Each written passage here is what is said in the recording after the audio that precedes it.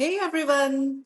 You are listening to the podcast Trust the Process, a safe space where you will hear from us women balancing their fitness and health while life goes on.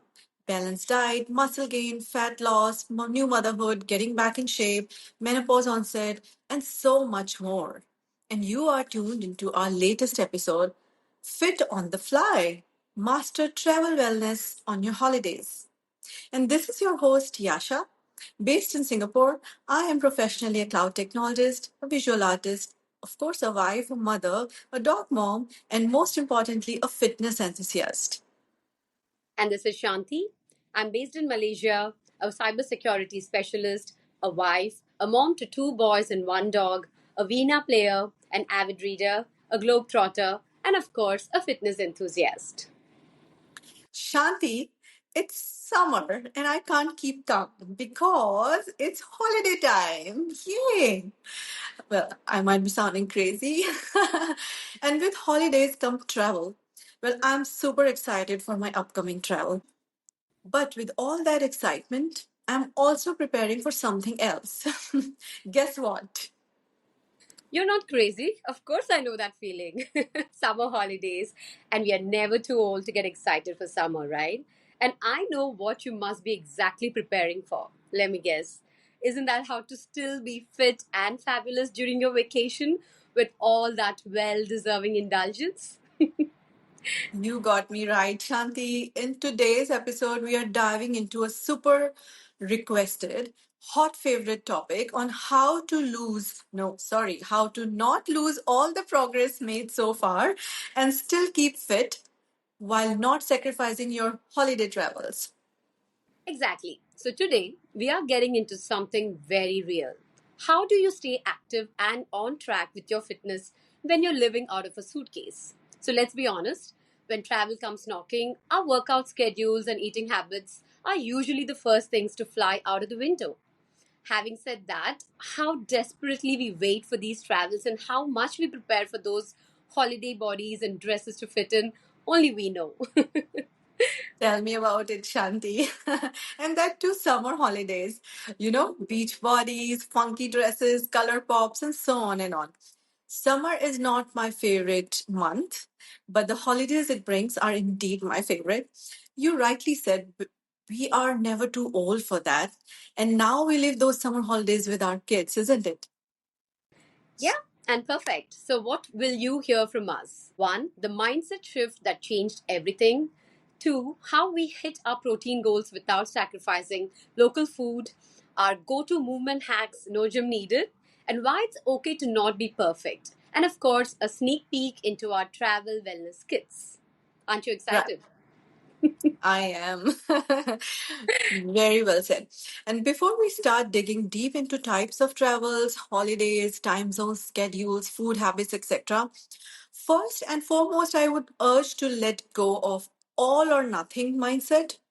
You know that voice inside us, different part of brain saying different things, like one part saying, "Hey, I'm on holiday.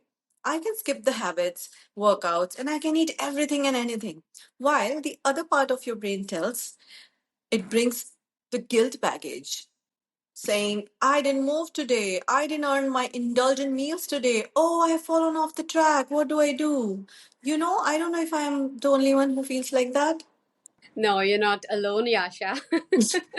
So, in this episode, we are talking hacks, fails, why Yasha once walked 10,000 steps inside an airport terminal, and how I still manage to carry resistance bands everywhere like a true wellness ninja. And yes, we all have those two voices speaking to each other in our heads, Yasha. Although the big question to answer is whether they should be a track to fall off. Shouldn't we accept that we are off track for a while and this is a break? But of course, not completely knocking out your basic habits. I mean, what I want to say here is that we need not keep in mind that you're not falling off, but you just have to remember that you're just in a different rhythm. And of course, travel doesn't have to be an enemy of wellness. No, indeed, not at all. In fact, a lot of times travel accentuates the wellness. At least for me, holidays are a reset button of life. Remember pause, rest, and recharge that we spoke about during our previous episodes? Holidays are a way to do that. But what we are speaking today is about keeping a mindful routine still on. That's saying, be wherever lights are still on. So let's start with our own experience, Yasha. I have seen you traveling a lot in the last 1 year, and you're still chasing new fitness goals every 3 to 6 months. Tell me how do you manage, and what is the secret of not falling off the track if you like to keep the track on? Yeah, Shanti, I know you're joking about my obsession of keeping a track everywhere, anywhere. I would say, like mindful rest and pause, this mindset of letting go all or nothing for fitness also came with lots of conscious practice and coaching that I have received. Yes, indeed, I travel a lot for work and would like to do a small personal trip every quarter and possibly two big ones every year. So big ones would last 2 to 2.5 weeks. So that's a solid time to test your habits and tracks. Previously, I was also either indulging nonstop with the feeling of self pity. Oh, I'm holiday, I deserve this, or guilty, as I have said before, to an extreme level, so much so that I will irritate my family. But now I have learned to stick to balancing my anchor habits versus flexi time off between chasing the goals to enjoy the vacation properly. Oh, yeah, 100% agree to what you just said. So, I also used to think that travel meant off the rails, right? Like, eat everything, deal with the guilt later. But now it's more about flexibility. Like, I'll still have the pasta, but maybe I'll just pair it with grilled fish instead of some cream sauce. Balance. And you know me, I believe in giving body permission to rest, and vacation with travel is that switch off for me, which is to honor my body needs. That could mean moving daily, or napping, or reading, or getting back to the moment when you feel ready. And I reiterate, which we just covered in our previous episode, that rest isn't lazy, it's restorative. And I usually don't go too far away from my basic food habits. So, yes, indulge a bit here and there, try local cuisines for sure, but I really never had that issue of, hey, I loaded 5 kilos in my 10 days of trip. I mean, the usual catchline that a lot of women struggle with. That's a secret, Shanti, that you need to share. I could be one of those women who panic with extra undesired gains during holiday travels. No jokes aside, I now know that holiday gains are holiday gains due to various factors like sleep disruption, out of time zone schedules, a bit of change in food, etc. And our bodies retain a lot of water. So half of that gain comes back to normal within a few days, you might have noticed, which is nothing much to worry about.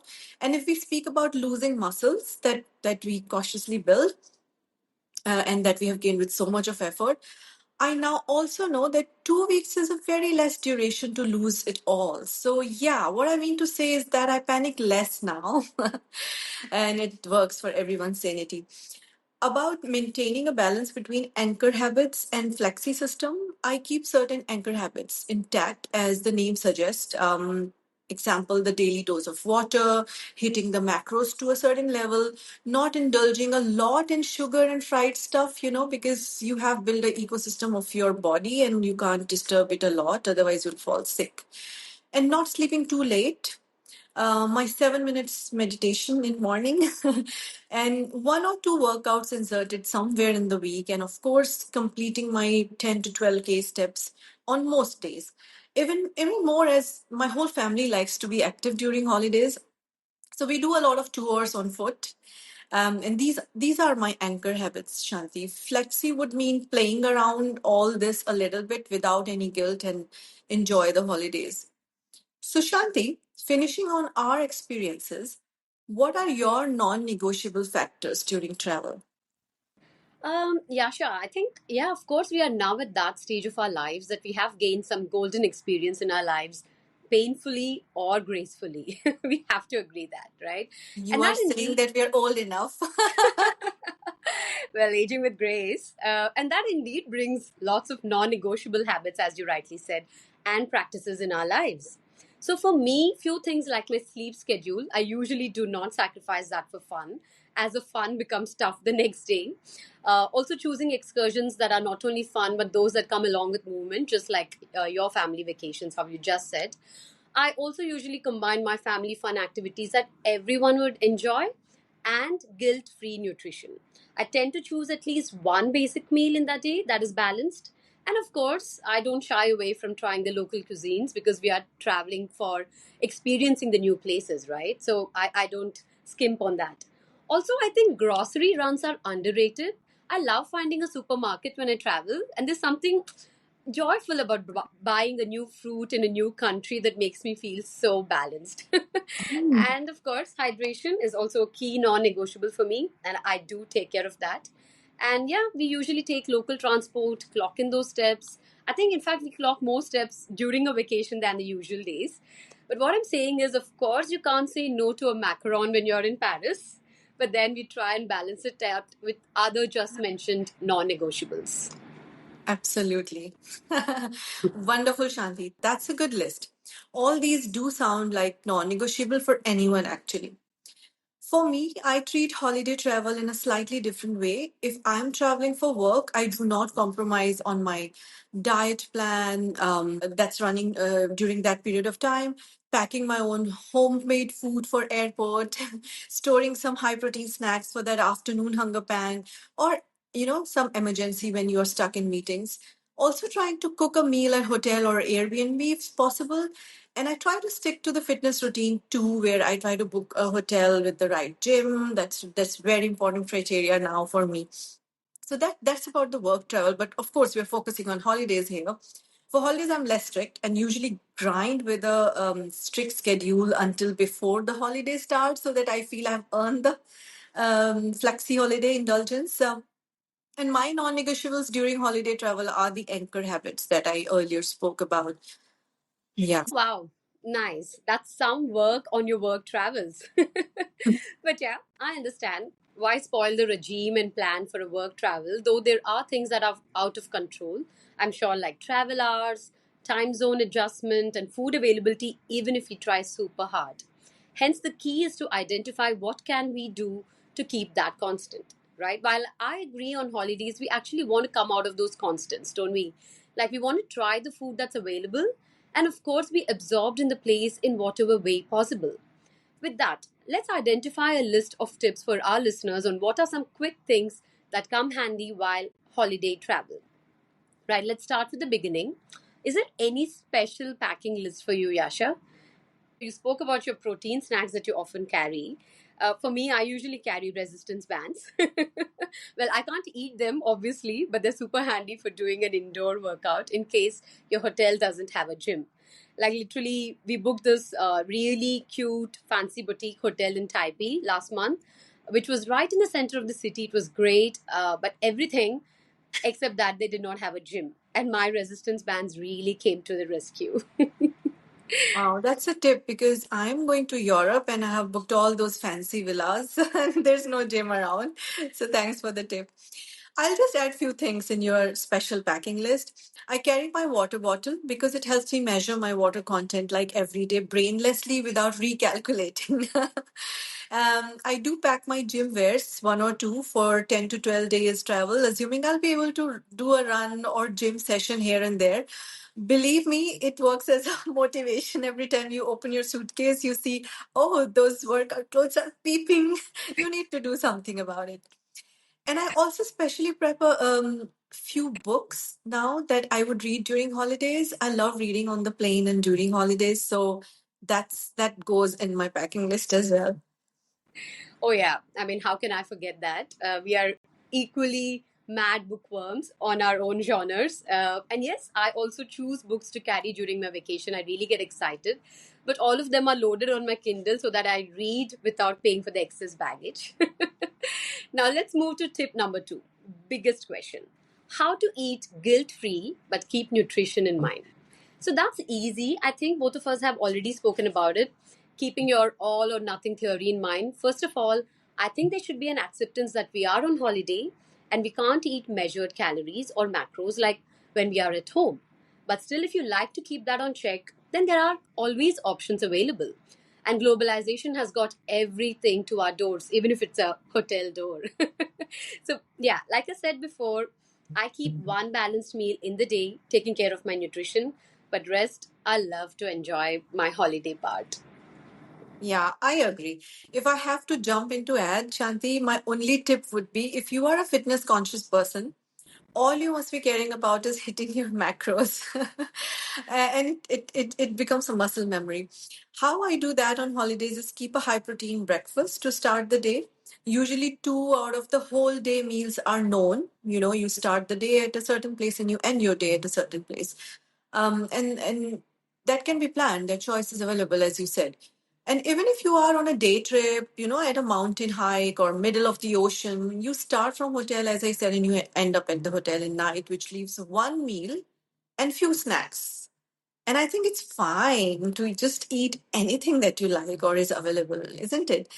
In fact, I keep space for some drinks as well, few nights, or some local desserts since I have a sweet tooth, or even cakes, you know, for a few days during holidays. That's the indulgent part. Well, cake, your famous sweet tooth. That was a yummy discussion just now. All right, let's move on to the tip number three, which would be what can be done in terms of movement, steps, or exercise if you want. Well, like I said before, the holidays are generally to break the rhythm. So there's nothing wrong in giving your gym or exercise routine a break. But yeah, one should try to keep the holidays active. And by right, I don't think anyone turns into a couch potato during holidays, as we are all out there at a different place to see places or sightseeing, and that can be done on foot for sure. So, an active holiday would be best, and if you want some swimming or water sports to mix in the game, why not? It's even more fun. 100%. Most days, I only take care of my steps, Shanti. That's it. And we eat more than usual on holidays, so we generally feel like digesting it by walking more, isn't it? And there is no harm in hitting one or two gym sessions if there is a easy accessibility, both from place and time perspective. So, a little secret if I plan a workout or gym, I sneak out early in the morning and finish it and be ready for that family breakfast and enjoy rest of the day with family as if nothing has happened. And some families are okay to work out together too during holidays. I've seen that recently, a full family with small kids, they all were in the gym. Anyways, it's a lot of fun, trust me. And I know you are staring at me, Shanti, and I'll stop here. But yeah, do you know these days it's a trend to do health retreats? Not only those famous yoga and meditation health retreats, but there are fitness events vacations. You call them as fitications, where people go either in pairs or with groups to participate in health vacations, you know, those races and whatnots. Wow, very interesting. So, what's the term again you just said? Health Fitication. vacations? Yeah. Well, that reminds me not to forget about that spa or massages, especially because you're vacationing. And if you're in Asia, of course, it's a must. It's so rejuvenating and blessing for the body. So, from tips perspective, I would add the sleep schedule maintenance. And here, can we please just talk about jet lag? Because I don't think no one's working out on 2 hours of sleep. I think that's when we have to focus on water, walking, and grace. So, if you are traveling out of your time zones and there are chances of jet lag, then you can schedule your days accordingly so that you still get ample sleep. We don't want groggy eyes next day, right? And Yasha, you reminded me of the water intake from your packing list, the water bottle. That's definitely a must during a vacation as we are out and about, but we sometimes forget to hydrate ourselves. And I think last but not the least from tips perspective is making use full use of technology. If you wear a smartwatch or a health ring, then that becomes your dear friend and one of the constants from back home, you know, that keeps you sane. The alarms, the water reminder, the steps, the meditation apps, as well as even your training plan or nutrition tracking apps, right? It all comes handy at one place, and we must make use of tech. Why not? Okay, so I think we have given enough tips that one should try during their upcoming summer holidays. Now, I know we just want to focus on holidays and also we should live in the moment, not worry about future, etc., etc. But if you are like me, I already start thinking about what will I do when I'll come back from holidays, you know, plan for a plan. How to get back to rhythm post vacations, isn't it? Well, that's a whole new topic for a new podcast, right, Yasha? And please remember, folks, the goal isn't perfection, it's sustainability. Travel is a major part of our lives, so our routine has to flex with it. We all have to remember that our bodies are resilient, and with these strategies, I'm sure you'll be back in your groove in no time. Do you agree, Yasha? 100% Shanti. And that's what I was going to talk about briefly. Agree, it can take us ages to detail this topic on how to bounce back to the regime, but it is no harm in setting yourself post vacation goals or having a plan from after you are back. The mindset after vacation or meeting with new or different people or even relatives sometimes makes us overthink about bigger topics in life. You know what I mean? At least it happens with me. I start thinking, why am I back to reality? Why can't I change my existing life?